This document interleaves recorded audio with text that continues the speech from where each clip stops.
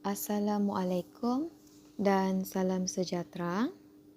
Dalam video kali ini, kita akan bincangkan jawapan bagi latihan dalam buku aktiviti sains tahun 2, muka surat 58 sehingga 62. Okey, di bawah tajuk kelarutan bahan. Kita teruskan dengan latihan muka surat 58.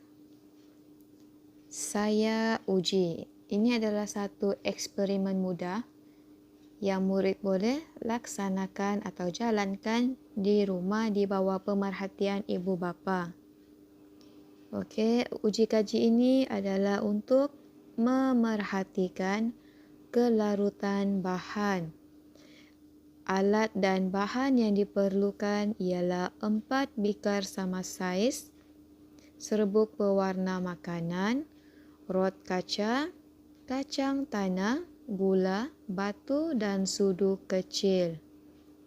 Langkah-langkah untuk menjalankan eksperimen ini ialah: pertama, isikan 200 ml air ke dalam setiap bikar. Tambahkan 1 sudu kecil bahan yang berbeza ke dalam setiap bikar. Aduk air di dalam setiap bikar selama 1 minit. Buat pemerhatian dan lengkapkan jadual di bawah. Okey. Kita andaikan kita sudah menjalankan eksperimen itu. Jadi kita lihat, jika serbuk pewarna makanan kita letakkan di dalam bikar yang berisi air dan kita aduk selama 1 minit, adakah bahan ini akan larut? Okey, selepas diaduk, serbuk pewarna makanan larut. Okey, kita lihat seterusnya. Bahan yang digunakan ialah batu. Jika batu, kita masukkan ke dalam bikar dan kita aduk, batu tidak larut.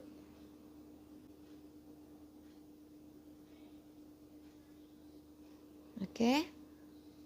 Bahan yang seterusnya ialah gula. Jika gula kita masukkan ke dalam bikar dan kita aduk, gula akan larut. Dan bahan yang terakhir ialah kacang tanah. Kacang tanah selepas diaduk tidak larut.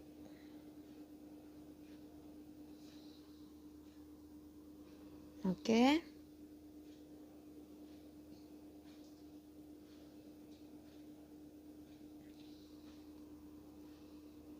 Jadi, berdasarkan pemerhatian yang telah kita perolehi, kita akan jawab soalan yang diberikan. Soalan yang pertama. Apa dan apa larut di dalam air? Okey. Berdasarkan hasil pemerhatian tadi, serbuk pewarna makanan dan gula larut di dalam air. Soalan yang kedua, apa dan apa tidak larut di dalam air? Okey, yang tidak larut tadi adalah batu. Batu dan kacang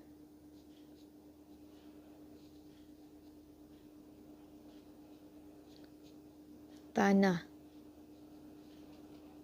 Okey, batu dan kacang tanah tidak larut di dalam air. Okey, kita teruskan dengan latihan seterusnya muka surat 59. Uji kaji juga. Uji kaji ini dijalankan untuk memerhatikan kelarutan bahan di dalam air panas dan sejuk. Okey. Alat dan bahan yang digunakan ialah 100 ml air panas, 100 ml air pada suhu bilik, 100 ml air sejuk, serbuk koko dan juga sudu kecil. Langkah-langkah untuk menjalankan eksperimen ini adalah: pertama, sediakan susunan alat dan bahan seperti gambar raja di bawah. Okey, ada 3 gambar raja. A, kita menggunakan air sejuk, gambar yang pertama. Gambar kedua, kita menggunakan air pada suhu bilik. Dan gambar ketiga, kita menggunakan air panas. Dan kita akan masukkan serbuk koko ke dalam ketiga-tiga cawan tersebut. Jadi, kita akan aduk serbuk koko secara serentak. Rekodkan tempo paling cepat, lambat. Serbuk koko dilarutkan dalam ketiga-tiga cawan di atas. Okey, kita tengok yang mana larut dengan lebih cepat. Kita akan isikan dalam jadual di bawah. Kita lihat keadaan air ada 3, iaitu sejuk, suhu bilik dan panas. Jadi, kita akan isikan tempo serbuk koko larut. Ketika air itu sejuk, tempo yang diperlukan untuk serbuk koko larut adalah lambat. Jika kita menggunakan air pada suhu bilik, tempo serbuk koko larut adalah cepat. Dan yang terakhir, jika air panas, tempo serbuk koko larut paling cepat.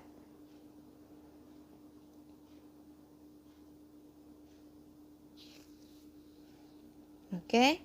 Jadi, berdasarkan pemerhatian yang telah kita lakukan ataupun perolehi, kita akan jawab soalan yang diberikan. Soalan yang pertama, serbuk coklat ataupun serbuk koko tadi larut paling cepat di dalam air panas dan paling lambat di dalam air sejuk. Okey. Soalan yang kedua, bahan boleh dilarutkan dengan lebih cepat di dalam air panas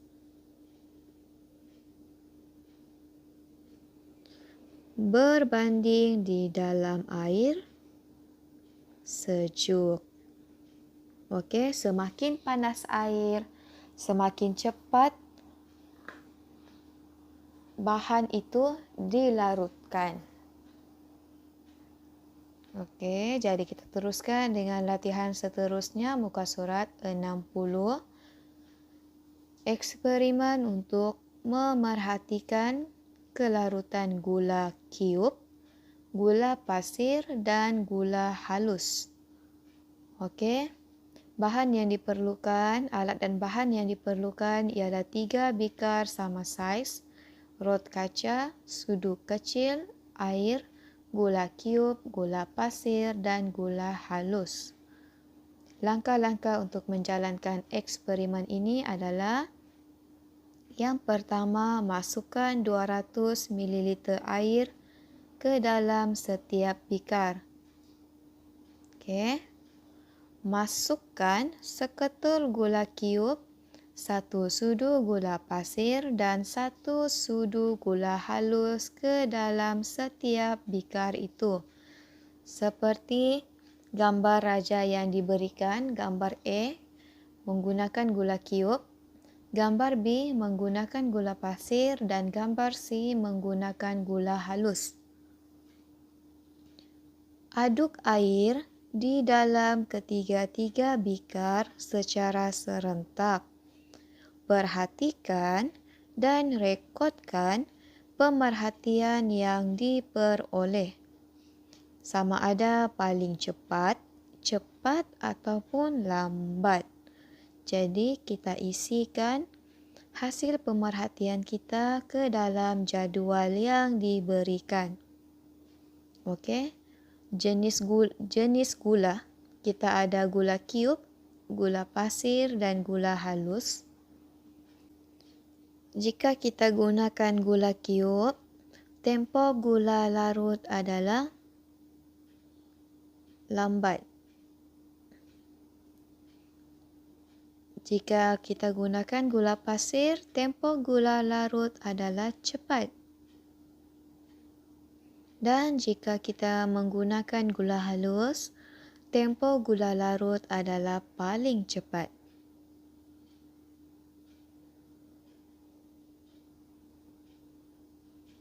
Jadi berdasarkan pemerhatian yang kita perolehi, kita akan jawab soalan yang diberikan. Soalan pertama, jenis gula yang manakah larut paling cepat? Mengapa? Okey, yang paling cepat adalah gula halus. Okey, gula halus. Kerana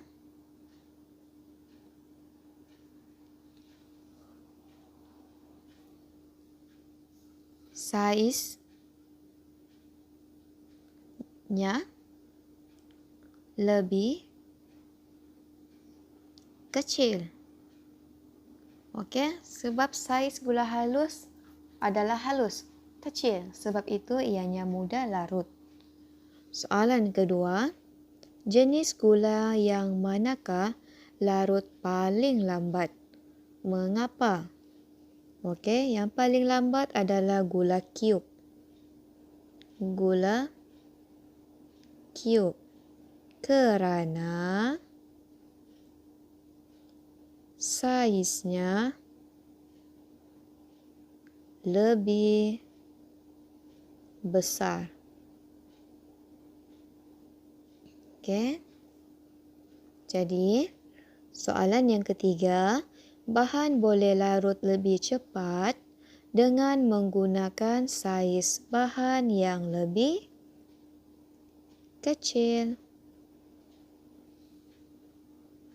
Okey, kita teruskan dengan latihan muka surat 61. Eksperimen untuk memerhatikan kelarutan garam yang diaduk. Okey, alat dan bahan yang digunakan ialah 3 bikar sama saiz, sudu kecil, rot kaca dan garam. Langkah-langkah untuk menjalankan eksperimen ini ialah isikan 200 ml air ke dalam setiap bikar A, B dan C.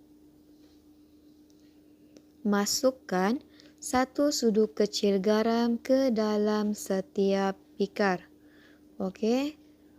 Dalam setiap bikar ini kita akan masukkan 1 sudu garam. Dan aduk air di dalam bikar A dengan laju. Bikar A kita aduk dengan laju dan aduk air di dalam bikar B dengan perlahan. Lakukan secara serentak. Biarkan air di dalam bikar C tidak diaduk. Bikar C kita tidak akan aduk. Perhatikan garam di dalam setiap bikar. Catatkan pemerhatian di dalam jadual di bawah. Okey. Jadi berdasarkan eksperimen tadi, bikar A kita aduk dengan cepat, bikar B kita aduk dengan perlahan dan bikar C kita tidak aduk. Okey, bikar C tidak diaduk. Jadi, tempoh garam larut bagi bikar A adalah paling cepat sebab air diaduk dengan laju. Bikar B, tempoh garam larut adalah cepat kerana air diaduk dengan perlahan. Manakala bikar C, tempoh garam larut adalah lambat kerana air tidak diaduk. Jadi, berdasarkan pemerhatian kita akan jawab soalan yang diberikan. Soalan pertama, garam di dalam bikar apa larut paling lambat? Okey, paling lambat adalah bikar C. Kerana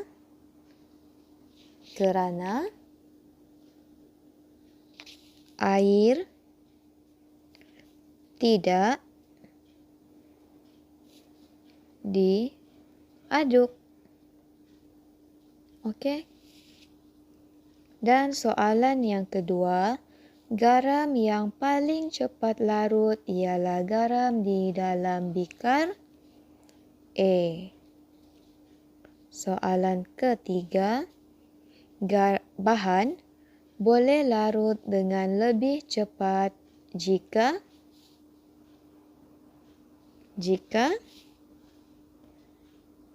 diaduk. Okey. Semakin laju air diaduk, semakin cepat bahan akan larut. Kita teruskan dengan latihan terakhir, muka surat 62. Yang manakah cepat larut? Jadi, kita lihat arahan yang diberikan ialah tandakan right pada cara yang paling cepat untuk menyediakan minuman coklat. Ceritakan cara kamu menyediakannya. Okey, kita tanda right dahulu dan kita akan ceritakan bagaimana kita menyediakan minuman coklat. Kita lihat gambar yang pertama, ada air panas dan air sejuk. Saya akan menggunakan air panas. Jadi kita tanda right pada air panas. Gambar yang kedua, saya akan menggunakan, kita ada gula cube dan gula pasir. Kita akan menggunakan gula pasir, tanda right. Gula pasir kerana saiznya lebih kecil.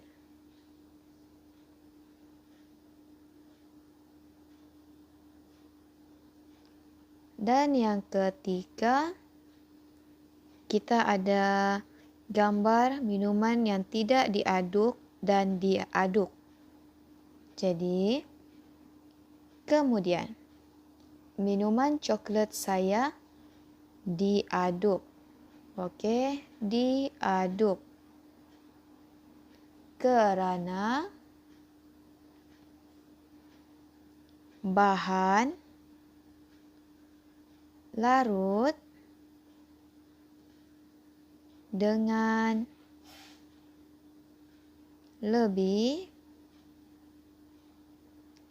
cepat. Okey, jadi minuman coklat siap.